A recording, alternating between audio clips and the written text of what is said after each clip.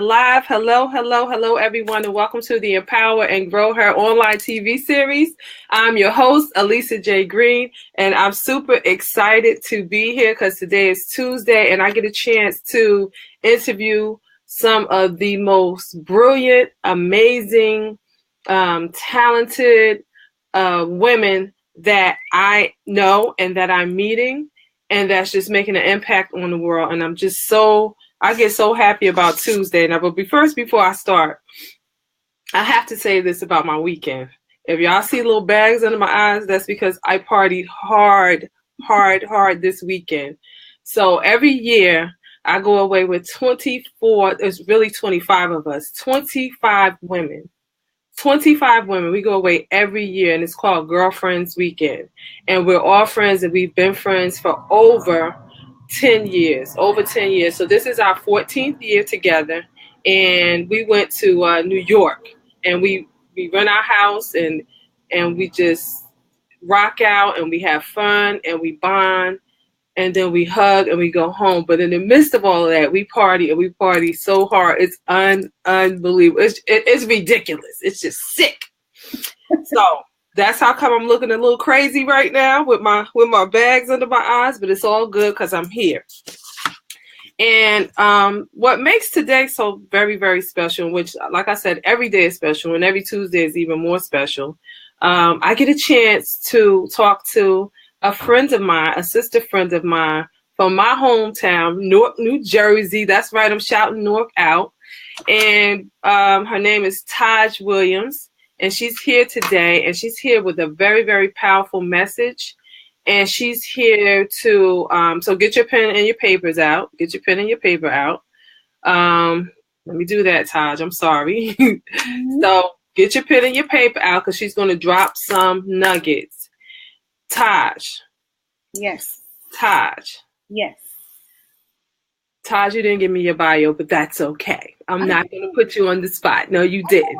But that's okay because I don't really like reading bios, and I think everybody knows that. But the reason why I don't like reading bios is because, the core of who you really are is what it is. So that paper, and not to discredit anything that you've done, that paper says nothing about the person that you are, at heart. So, Taaj. You got me tearing up, girl. Taaj, tell the world who you are right now. So, in a few words, I'm a mom. I'm a mom. I'm a loving person. I'm a giving person. I love, and I think that and if I could just take all the old me, right, and mix it up with the person who I'm becoming, it will just be a person that's just so full of understanding and wanting to understand and wanting to just help other people understand, right? I think that's, understanding is so important. And as I look back and, in my life and decode some of the things that happened, right? Because I'm always like, man, am I going to get a break? Not complaining, right? But just really saying man, am I going to ever get a break and really just be able to chill, or be good, and I can't say being happy, because I do be happy even in some of the worst situations. I found my inner peace. Mm-hmm. So good evening, Monique. Hi, Monique. But who I am is I come with a few different things that happen in my life, and a couple of things are super tragic. And Alisa, I'm sorry, I don't know if you know, but my oldest brother was killed by the police. Yes. Back in 1999. Mm-hmm. And that kind of started, and I always refer to it as it lit a flame inside of me that I really didn't even know was there. And I think with experience and with life happening, I think that flame has only grown. So right now, I consider myself an activist, a community activist. Right. I consider myself someone who, I want to better understand people to help them, because that situation with my brother helped me to see things a lot differently, right? Even as a grown up. So right now I'm a substitute teacher. I have an 11-year-old daughter. Yes. She's amazing. Her name is Tahar. Actually, Tahar the creative. Um, Yes. and other than that, I'm an emergent author. My first book is entitled Conversations with My Daughter, Mhm. and it's a guide for building relationships with children, which is something that I love. Because when you talk about communication and you talk about community and understanding, to me, all of those things are important when it comes to building relationships, which I know we're going to talk about tonight. Yes. Yes, we are. We're going to talk about building relationships. Okay, Taj. So, okay. This is what I wanted. This is what I wanted to say. Yes, you are visionary. Yes, you are an activist. Mm-hmm. But you are also a purpose and passion driven spirit. Mm-hmm. Yes, you are. And so tell us, um, what is what inspired you to write your book? Let's talk about that. What inspired you to write the book? A few things. The first thing was my background is in early childhood development and education. Mhm.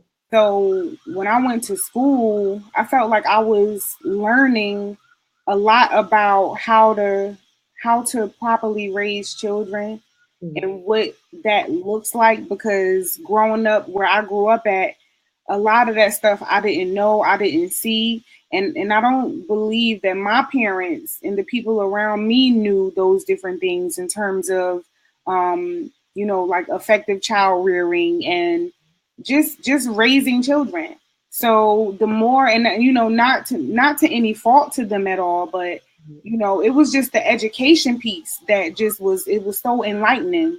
Mhm. So that was 15 years ago, or a little bit over 15 years ago. So in the last 15 years, right, it's been like an observational for me to A, be a mom myself, Right. B, want to share the information and the knowledge with the people around me, family, friends, even within the community.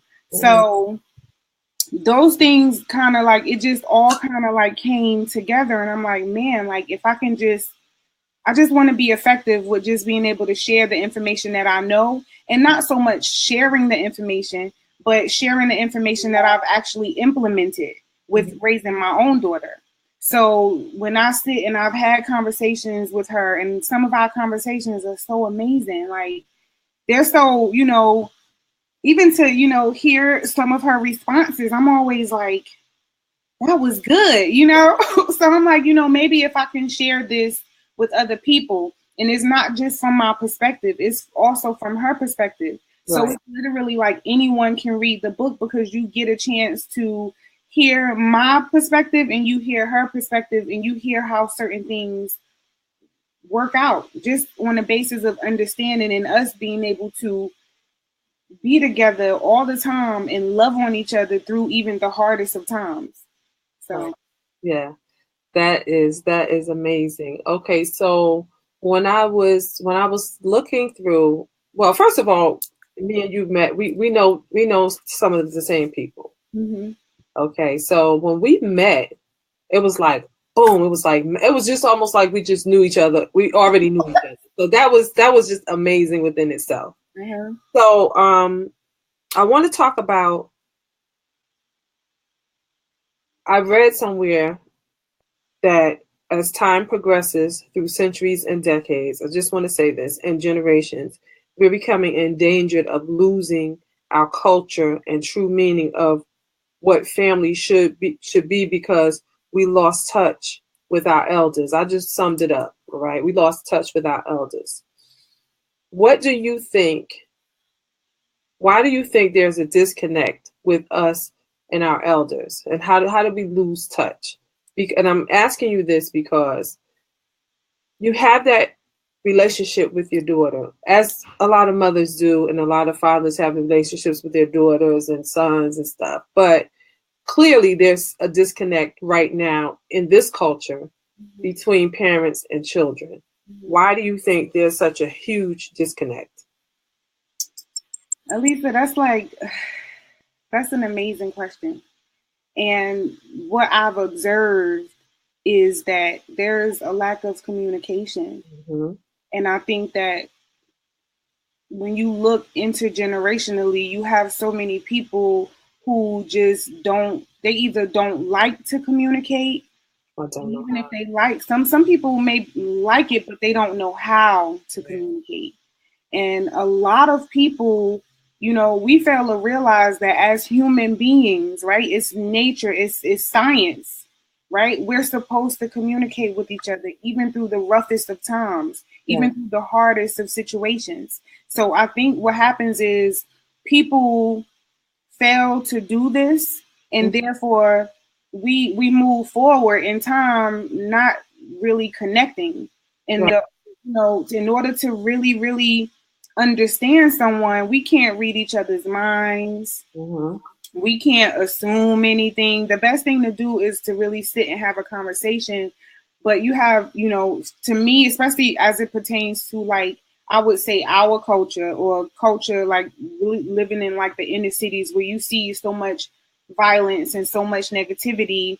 I think so many people are not understanding that, it's one thing to fight and feud, but it's another thing to sit down and have a conversation, because sometimes we might not even be on the same wavelength as to how we're thinking. And so Right. even as it pertains to our ancestors, or our grandparents, or the generations that have come before us, I think especially when it comes to families, like, you really get to see how strong a family is based on their ability to communicate. So you'll see how families on TV, most families, or some families, you'll see how they would sit together at the dinner table to have dinner. They would have conversations. Most families would get together every Sunday, no matter what they doing. They just stop what's going on and they just come together. Mm-hmm. So, it's always that word together. Yes. Together, together word is a very, very important and powerful word. And I think that what it says is that we can't do it alone. If I'm a good communicator and you're not, and it's always going to be like a seesaw. And I never want to force somebody to try to communicate with me if they don't want to, or they don't know how, right? And I think it's always a challenge to try to, like, help people with better being able to communicate with us. So, That's. I'm sorry. oh, go ahead. I hear a little feedback. Mm-hmm. I hear a little feedback. You do? Yeah. Okay. How is it? Is that better? Yeah, that's better. Okay. Um, how do we teach people to communicate? Because even though, I'm sorry, even though sometimes people are don't have the ability to, they, people don't even recognize that they don't have the ability to. Right. So you take a person that does not know how to communicate versus somebody that does, and you recognize it. How can you pull someone into just having the conversation to be able to let them know that you're not communicating with me? I'm not understanding what you're saying.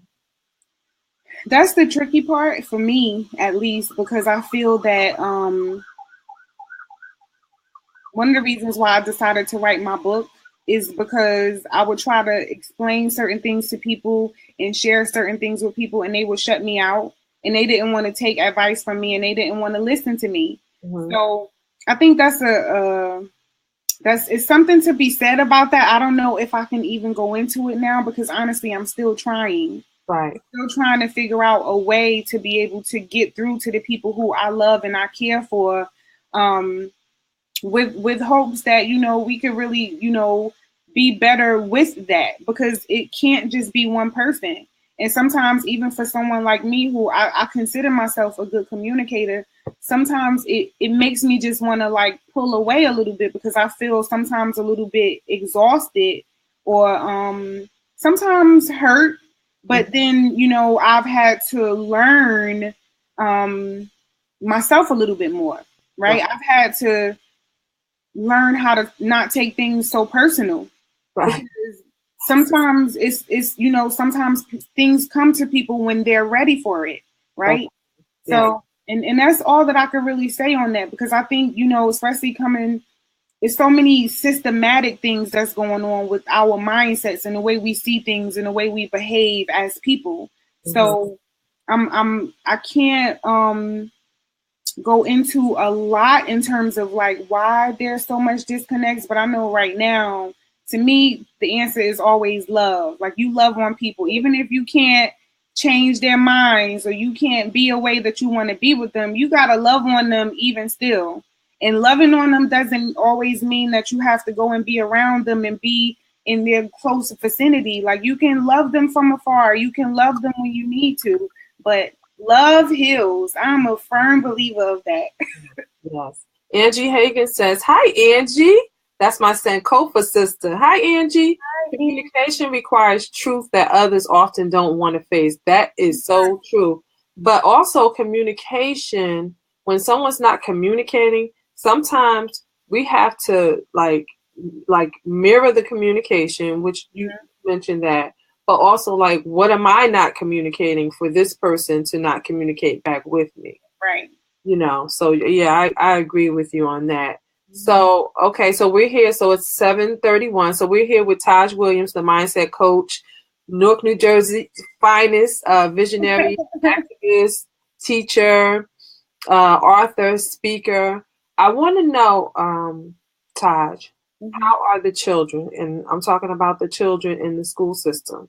How are the children? How are they communicating? That's another good question. It's challenging for me. It's challenging for me because right now I'm working with one of the most challenging age groups, I believe, and I've experienced to date, is the middle schoolers. Okay. So right now I'm working with 7th and 8th graders, and you can see easily how our children are not good with communication. They're good with, deflecting and putting their energy into things that has nothing to do with learning and being educated. Because honestly, I found last year at the end of the school year, a lot of them are not learning. I don't know, if there are mental issues or reasons that they're not grasping the information, but a few students couldn't even read. So I believe that there's a lack of parenting. There's a lack of effective communication going on from their parents. And me just being honest, you have a lot of children that are being beat and whooped to the point where communication is not happening, but they're being reprimanded for not understanding, right? And I'll go into the supermarkets, I'll go into just stores, and I'm like, why is it that there's no communication going on? It's just a lot of like negativity and a lot of harshness, and I'm gonna hit you and I'm gonna spank you and I'm gonna whoop your butt and I'm gonna do this, but we're failing to talk to them and try to help to, at least see what's going on to them. What are they crying out for that they can't explain to us? Well, I tell you, I got a lot of beatings back in my day. And, parents, I believe parents, are from the old school. And I say that, and I think that it just trickles down. That's a learned behavior. If more parents would kind of communicate more, like you said, with their children, then it will probably be less beatings. So I agree with you on that. But I think that if a parent is not communicating, that's something that they learned because they weren't communicated with. Absolutely.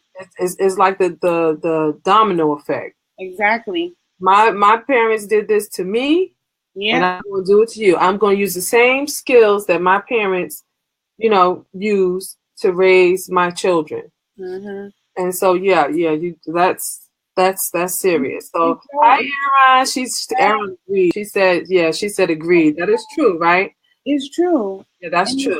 The thing about it too, Alisa, is that it's almost that thing with they really don't know how, like I was beat and when stuff wasn't right. And I remember, my parents at least taking the time sometimes to explain to me what it was, right, that I did wrong to deserve that whooping. So I knew why I got beat. Now it's like I'm seeing and I'm observing that like small children, like 2 and 3 years old, are being beat just for maybe touching something. That age group, that's all they do. They touch things. Yeah. So they'll get whooped and just beat for no reason. Just without an explanation.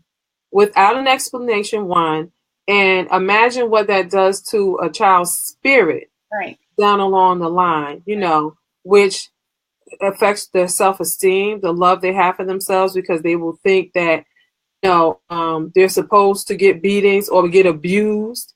And that's how all of that stuff trickles over. Okay, so it's popping right now. Okay, so Angie said, let me go to Angie. Angie said communication might lead up to giving control. I am in total agreement. How do you feel about that, Taaj? Communication might lead to giving up control. I agree with that as well. And then to be honest with you, the control part, that's where you get into the activating, the actual building of a relationship with children, because a lot of people think that, they're children, so they don't need to be given any control. But the truth is they do.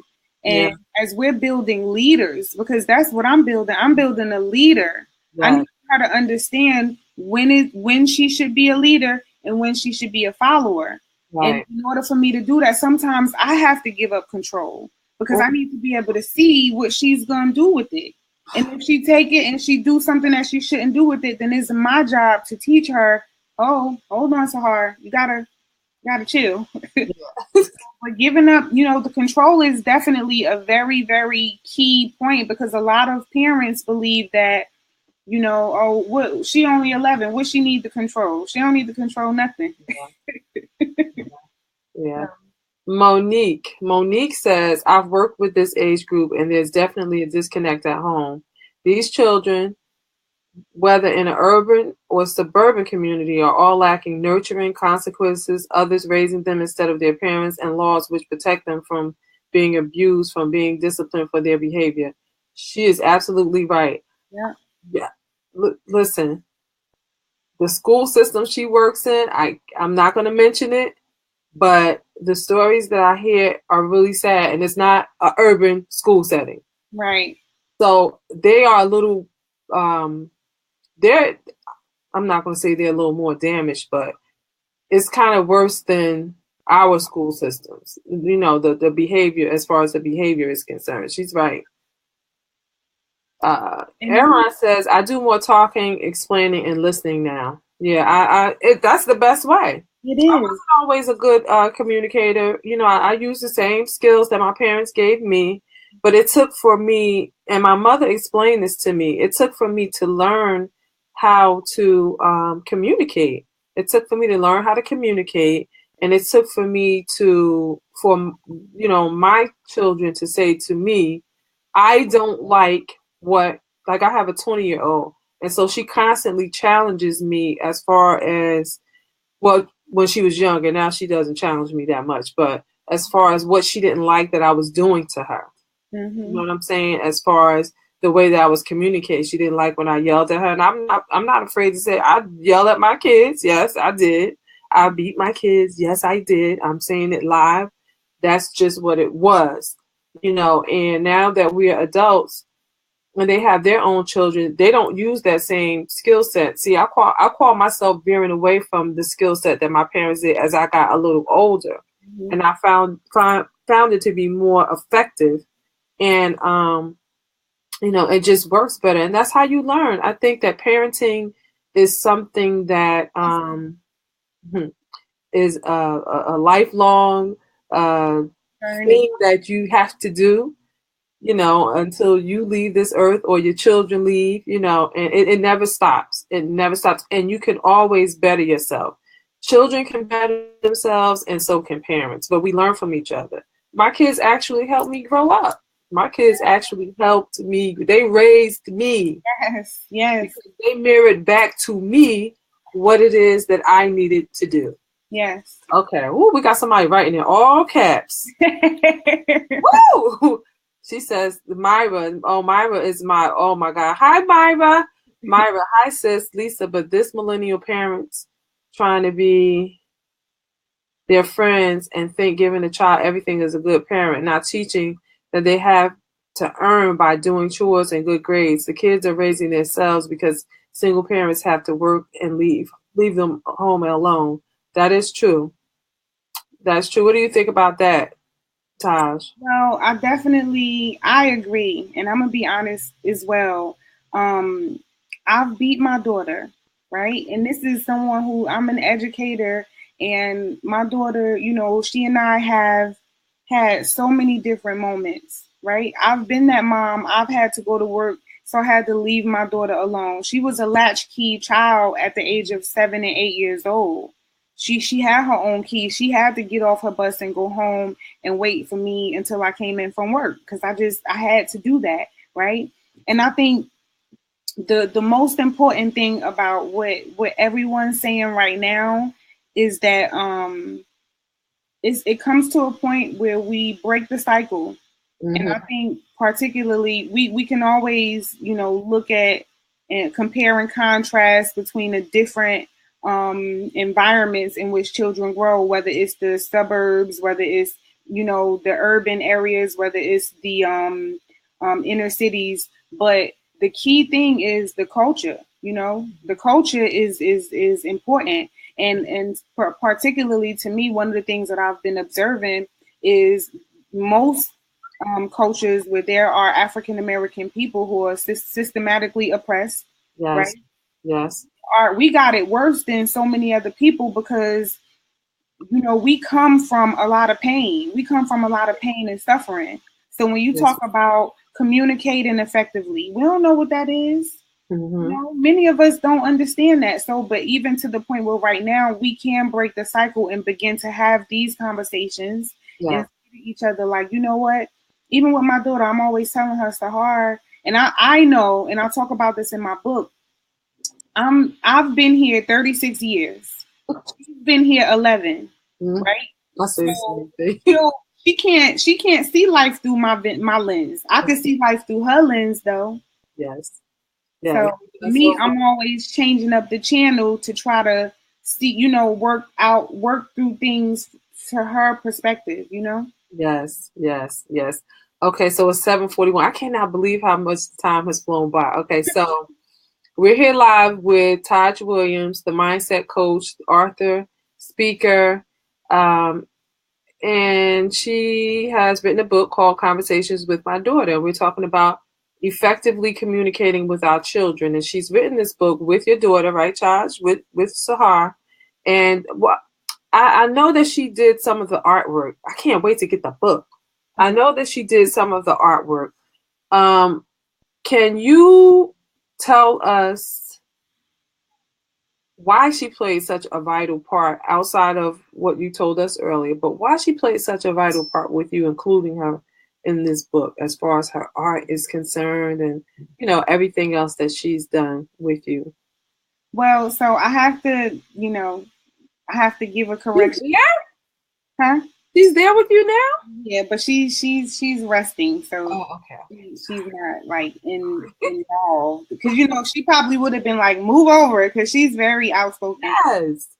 But so initially she was supposed to co-author the book with me, right? But she backed out at the last minute. So the artwork that is in the book is not even hers. She decided to do her own thing, Alisa. So she has a book coming out as well really soon called A Kid's Way of Life. And and I haven't really promoted it much, but along with my book I'm actually I'm working on releasing my book. My book is in pre-order status right now. So you can pre-order your book. It's on my website at www.tajwilliams.com. So that's where you could go to just find more information on the book, as well as to pre-order it if anyone wants. And then So, but the reason why I thought it would be good to put some of these things, because it's based off of actual conversations that we've had. And so for me, I noticed that, some people don't like to be told what to do. Some people don't want information. Even if you have it to give, unless they're really ready for it, you can't force somebody to think different. You can't force anybody to do anything. Mm-hmm. So the only thing I felt like I could do was just give people some of me, some of me and some of my daughter. And I felt like, she's always with me. People are always, commenting on our relationship, and I love that, So for me, I'm like, and what better way, to help other people by being an example. Exactly. So that's really all this is. It's just an example of some of the things that I do, how I connect with her, how I relate to her, how I love on her, even through the hard times. Because being a single mother and, being an entrepreneur and wanting something more for myself and for her children, thinking generationally way down the line that I can't even see. Yeah. You gotta be able to think on a different kind of level. Mm-hmm. So for me, that's what the book is about, and why she plays such a big part in it, because although she's only 11 years old and she's my child, I can see leadership all in her. It's very intentional that I raise her to be a leader, because I want her to be able to, handle herself in the world when I'm not here. Absolutely. Well, I commend you on, raising a leader, as we all hope to, or as we all are, and hope to raise our children, our grandchildren and great grandchildren, and leave a legacy like a book, and make an impact on the world. Mm-hmm. What workshops are you doing? How are you working with the youth right now? Because I read that, you currently work with them. So what type of workshops and information or content that you give, the youth that you work with? So right now I work with one group, and I'm really just supporting them because they love Sahar. It's the Unstoppable Girls. Of course. With my girl Carol Lucas. Yes. Yes. We love Coach Carol. And so I've been a parent advocate with her, talking to some of the parents that bring their girls out to Unstoppable Girls, the events that she have with them. In addition to that, like right now, I'm supporting an after school program where I'm just helping children to just think critically, like one of the guests just said, because I think that when you allow, or when you challenge the children to think critically, that forces them to be hungry for more information. Mm-hmm. That's where the education starts. So for me, that's the most vital thing, is that, and just helping our youth. I'm always so interested in the young girls, no matter how old they are, because I'm a girl. Yes. So at every stage, I look at them and I'm like, man, and I'm always trying to get in and just build a relationship with them and love on them to the point where, like, I don't even know or care if they're being loved on in this capacity. I still want to do it just in case they're not. Yes. And it just, I've gotten so many daughters by doing this, because some of these girls, they love me. Yes. And it's all just really about, not even with the younger girls, but with older girls. I look at myself now because I feel that I'm self-aware and I love myself. Mm-hmm. So I'm always holding that mirror to other people, because I feel like we got to look in the mirror. That's the first step to anything. Like one of the things that I say you have to start with the woman in the mirror. And what better way than to help them when they're younger? Yes. Right? I'm just now figuring this out, maybe. And I do believe life has to happen. But in the same token, as mentors and as women who have found ourselves, it's so important to feed into these younger women and even the younger men, because I think I'm definitely always looking at the man-girl dynamic and the woman-boy dynamic. Yes. Because those are like integral parts to helping us understand one another and helping us understand our worth and our value.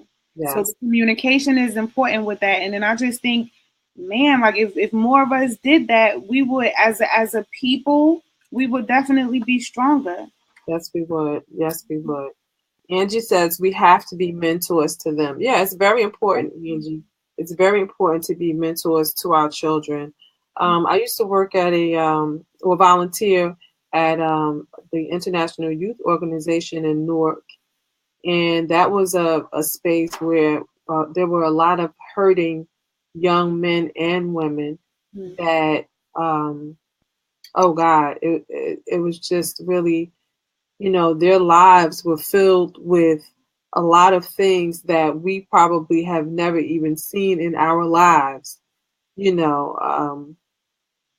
Mothers kicking the daughters out because they think that the boyfriends or the husbands wanted them, all types of, sad things that, happen out in our community. Mm-hmm.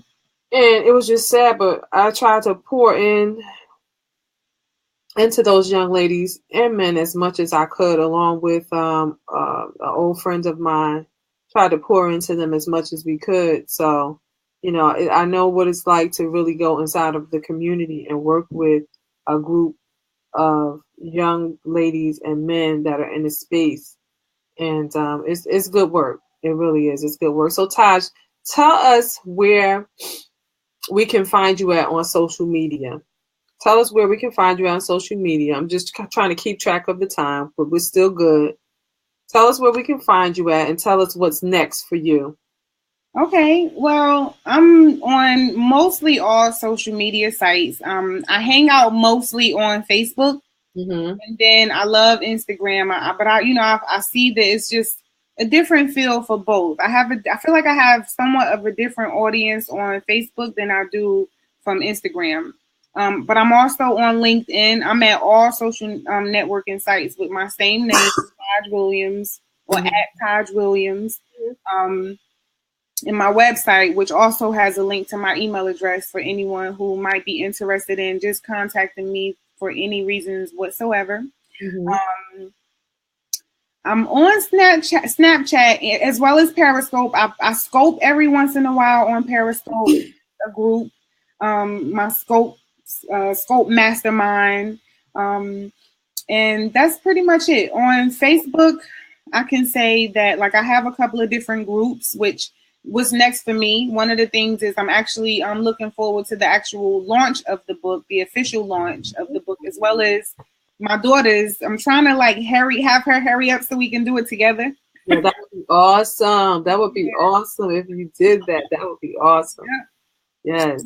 Also, the last Friday of every month, I have a mastermind that I do, which is for women in pursuit of their purpose and passions. Mm-hmm. And we meet downtown Newark. And it's really just to provide a sacred space for women who are in pursuit of just something more. So many times I felt like, man, I know it got to be more than this. And I got quiet, and I feel like, whether it was through a hardship or whether it was through something super, super amazing, I feel like I attracted God, or God brought me something that was right on time and perfect for me to get to my next level. Yeah. So now I'm like, if I could provide a space where I can help people get accountability, bring in experts, just bring in people who can help us with where we are, that would be amazing. Well, I definitely would love to come through and support you and talk to some of those parents, some of those sisters too. Claudia Harris says, "Hey, Sister Sue. Hey, Lisa. Hey, Claudia. I just got married last week. Oh, congratulations to you, Qua. I heard. So listen. So here's the thing. Uh-huh. I want to ask right now, does anybody have any questions? Put your questions out there. Taaj Williams is here, the mindset coach, the author of Conversations with My Daughter, the visionary, the activist. She's doing big things from our city, Newark, New Jersey. Yes, Newark, New Jersey. Shadaha Shabazz. Oh my God, I was just sitting next to this lovely lady on Saturday and forgot to get her autograph. She is so dope. Isn't she, Shadaha? She is. That's my sister, one of my big sisters. Oh no, I pronounced her name wrong. Her name is Shahada. Yeah. Yes. Well, thank you. Does anybody have any questions? Put your questions in the comments so Taaj can comment. She can give her response. We're coming up on the hour. It's 7:55, and we want to make sure that everybody has the opportunity to ask questions and she can answer your questions. Monique said, I can't wait to read your book. I can't wait to read it either. You got to pre-order that book. Go to www.tajwilliams.com and pre-order that book today. Pre-order the book. I know it's going to be the bomb. Thank you. Any questions? Any questions? This is all about empowerment. We are live at the Empower and Grow Her online TV series where I'm connecting women from one community to another community. This was created to impact the world. My mission is to empower 1 million women all over the world by learning about other women, what they're doing, authors, coaches, by helping them with their story, allowing them to share their stories while I share my story. While we have our audience, you share your stories, and we make the impact like that. Thank you, Angie. Does anybody have any questions? Does anybody have any questions? Make sure you share the video. Make sure you share the video. If Taaj has dropped something in your spirit, I want you to let her know that you dropped something into your spirit. So hashtag she dropped that in my spirit. She dropped good in my spirit. Hashtag that. Put it in here now. Okay, so Shahada says, yes, how do I not get frustrated when dealing with my first grader during homework time, especially when I work full time and then have to come home and do homework with all the frustrations from the day? That's a good question. That's a good question. That's a good question. I have feedback. You? No. Okay. So, Shahada, I think first grade is what, like maybe 6. How old are you when you're in that's like maybe 6 or 7, right? It's a long for kindergarten, right? Yeah. So maybe 6 or 7. Well, no matter what age, it definitely has to be boundaries that should be set. So for me, one of the things that has helped me with Sahar is setting up a schedule, and then having her understand that certain things has to be done on time, and also if certain things are not done, you got to kind of let them know, okay, this is what you get, because one of the other guests talked about, children just being given things without really working for it. And, up till they get to a certain age, sometimes their chores have to be very minimal. And then it has to include their schoolwork and their, things that they should be doing without giving us a fight for it. Yes. So if you're not setting those particular boundaries or guidelines, and then, when they want something, you just give it to them without really having them really work for it. And again, work means, in order for you to get this, you got to do this. Right. If you don't do this, then you understand that all bets are off, right? So for me, that's one of the ways that I've always been able to get my daughter to do the things that she's supposed to do without really fighting with me and giving me a hard time. And I mean, unless you have some children are just super defiant, their spirits are just like that. And you got to find ways to outsmart them because I'm gonna be honest, some of the children nowadays, they're so smart. You can't get over on them. So you gotta get super, real creative. And I'm gonna be honest too, with my daughter, she's always loved school. She never gave me a problem with doing her work. She never gave me a problem with doing her homework. My problems with her was always just with her, cleaning up after herself or putting something back where she got it from. So I think it's important that we just, kind of pay attention to our children and understand who their personal, who God made them to be, their own little quirkiness and things and vices, and then kind of work around them. So Shahada, I will talk to you offline about, ways that, you can help better, get her to cooperate. So. Okay, I want to go back to setting boundaries because I think that a lot of us, a lot of parents, when you're a young parent, I was a young parent, I was a teenage mom. So Mhm. I had no ideas about setting boundaries. Thank God my first daughter was not much of a problem. Mhm. Problem meaning that, I had to learn. I learned. So how do we set boundaries? How does one go about setting boundaries? I'm an old mom now. So my oldest daughter will be 33 this year and my youngest daughter will be 21 this year. So, but I do have a 15-year-old grandson and a 2-year-old granddaughter. But I find myself breaking all the rules for them. But so how do we set boundaries? I'm gonna be honest with you. Breaking the rules is easy. It is. Everyone breaking the rules is easy for everyone. It takes a little bit of like that tough love and you saying, even if you gotta go in the room, say, I know I shouldn't do this, I'm gonna beat myself up. But you gotta be able to, say what you mean and mean what you say. Okay. Right? And to be honest with you, a lot of times when they start to take advantage of us, right? It's because we letting it go. We letting go of the control because we're not sticking to our word. Yes, that's true.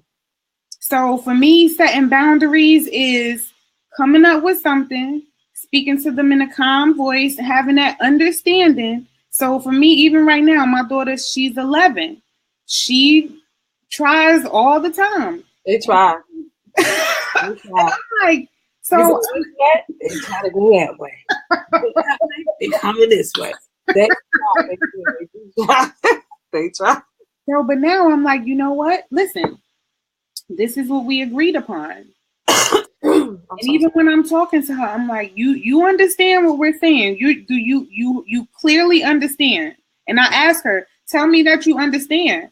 By her saying she understands, she just pretty much signed her contract.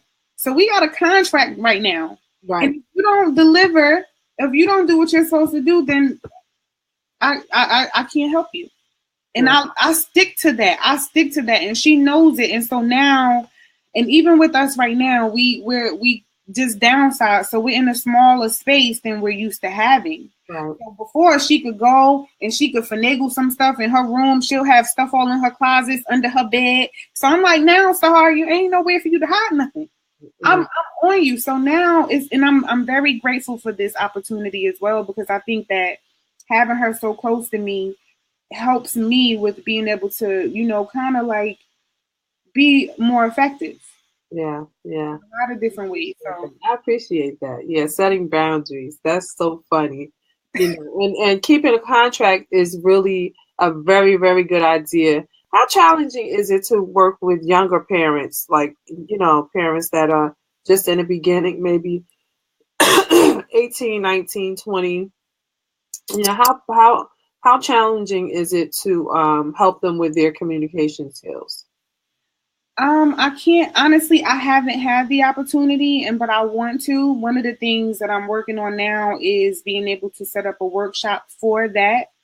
I think that for them, most of them, they want help, but again, this is so important when you think about the intergenerational I'm so time sorry. passing and a lapsing of the generation. So it's almost like my generation, as being the millennials, we got a lot of work to do in terms of trying to really correct a lot of our ways and then go after the newer generation. I think it's what, Generation Z.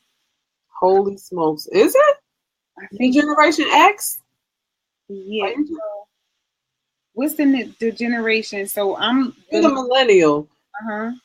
And I don't know. Let See, me I'm getting old. I don't even know. actually How have do you find out though? Does anybody know what the next generation is after the millennials? let me see. I think I have it. I just grabbed it and so I wouldn't forget. And I thought I had it here, but Quadia says, Shahada, we as the adults must also balance our own day-to-day frustrations before coming home to our families. Maybe on the drive home, you can clear your mind from the tasks you've dealt with at work and getting in mommy mode. Come and get settled in, and Safia know that it's homework time and nothing else will be done until homework is complete. Okay, so that is that's very, very good, Cordia, because that is the number one thing. I'm so sorry. That's the number one thing for parents to do outside of anything is take care of yourself. Decompress, sit in the car after you get out of work, sit in the car, get your little time, get 5, 7 minutes, no music, no phone, just shut everything down and just completely focus on yourself. Breathe and focus on yourself. When you get home, sit in front of your house for 5 to 7 minutes, maybe 10. Center yourself, ground yourself, and then prepare. Even when you get in the house, do what you have to do for you, not for anyone else, but for you. So if it means that you have to lay in the bed for 5 or 10 minutes, sit on the couch for 5 or 10 minutes, write for 5 or 10 minutes, drink a glass of water for 5 or 10 minutes, do whatever it is that you need to do for you. That is the only way that we as women and men can be can be of good use to others is when we take care of ourselves. And that's my number one thing. That's what I teach about is self-care. That is so important. And I think that we learned how to not care for ourselves because we were mimicking what we saw our parents do, what our elders did. Mm-hmm. You know, they just kept going and going and going because their mission was to just take care of the family. But you know, we lost a lot of our elders and parents because they were not caring for themselves. They were putting themselves last on the list. You are first on the list always, even before the children. Angie Hagan says, I used to tell my daughter not to disturb me for the first 30 minutes. That's true. When I came home from work today, I took a nap. I took a long nap, but no one disturbs me. And I can even say, this is my time. I'm taking it, and that is it. I think if more women start to practice self-care, parenting would be much, much easier. We'll have more patience. You know, we'll be able to communicate effectively. We'll be able to communicate even better. You know, the world will be a much better place if we could just get some time to ourselves. Me time is very important. I can't talk enough about it. Time is very, very important. And that too is including boundaries that we set. You know, that's like what Angie is saying, you gotta tell her, let me get my 30 minutes. And then you have to make them understand and respect that. Because you teach people how to treat you, that includes your children. That is true. That is true. All right, so it's 8:07. So listen, I want to ask you this question. I ask all my guests the same question, and I want to ask you this question before we wrap it up. Mm-hmm. You have a message. You wrote your book, Conversations with My Daughter. Mm-hmm. But I'm going to put a twist on this question. If you had to use your book in a way to save, if this was the last thing on earth and you had to use your book or message in your book or message to save millions of people, what would that one message be? Wow.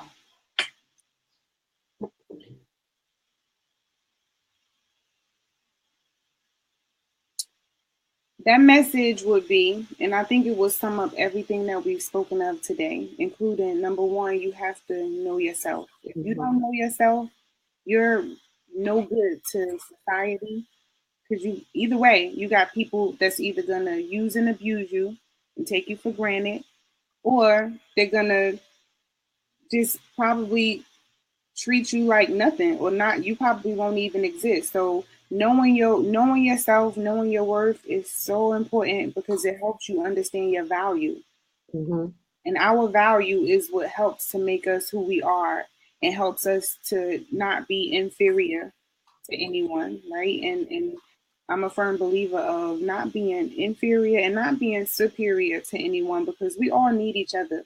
Yes. And we all need to be understood and to offer understanding. And this all goes hand in hand. Like in order for us to do anything, right, we should be doing things to better ourselves so that we can contribute to being better together. Yes. So, yes. Yes. I love that message. I love that message. Okay. So it's 8:09, and would you like to say anything else before we wrap it up? Well, before I do that, I have a habit of doing this. One more time, let us know where we can find you. I can't get my words out. I am so sorry. I love it though. This is an organic show. And listen, if you hear bleeps and blunders, this is what it is. We are having a conversation. We're live here with Taaj Williams, the visionary activist, author, speaker, and the mindset coach. Mm-hmm. And she's written a book called Conversations with My Daughter, and she is here and she's dropping the knowledge on us. Yes, she is. Mm-hmm. So, okay, so where can you find me? Where can they find you? You can find me at Taaj Williams on all social media networks, either at Taaj Williams or just Taaj Williams. So it's my full name, Taaj, last name Williams. I'm on LinkedIn, Instagram, here on Facebook, as well as Snapchat, but not really. I'm on Twitter as well. I don't know. For some reason, me and Twitter just don't really. I like Twitter. I like it. It's like a real different universe. I like Twitter. I'm on Twitter. I've been stuck on Facebook, but I used to be on Twitter a lot. But I'm going back to Twitter. I'm going to start, just put it out there because you know your book and everything. Put it out there. Yeah, I like it there. And you know what I love? I love on like Instagram, the features, like once you post something on Instagram, you can actually have it go to Facebook, Twitter. Yes. So I make sure I do that just so that I still have a presence there. Yes. But my favorite is Facebook. I love Facebook. I love my Facebook Live because I know most of the people there, and even the people who I really don't know, it gives them a chance to really get to know me, like personally. On Instagram, they can see the things that I post and they can read the words that I say. You can do your Insta stories on Instagram as well, and videos on Instagram. I went there a couple times, but it's so weird to me. It's almost because it's a different audience, Yeah. But you're right. I think it's that Generation Z. Yes.